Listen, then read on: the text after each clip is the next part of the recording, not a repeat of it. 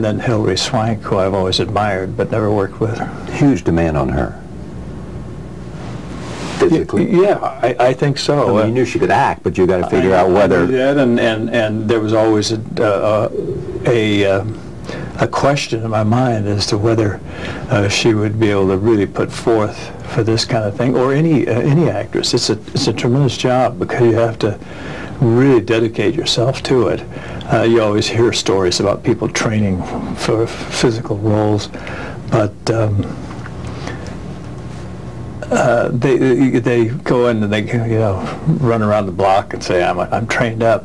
But we needed to really bulk her up a little bit and give her a little bit more skeletal muscle, and we also needed to train her boxing and teach her about boxing. And she started on a boxing training here in New York City, and then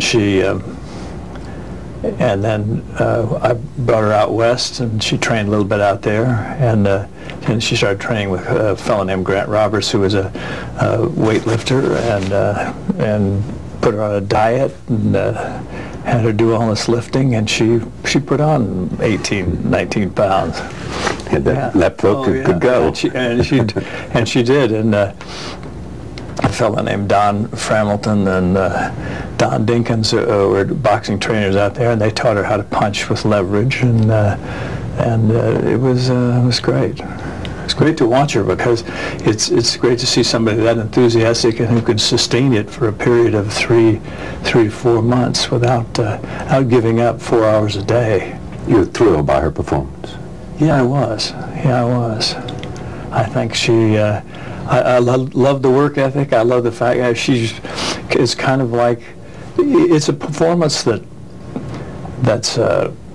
It's kind of like being an actor.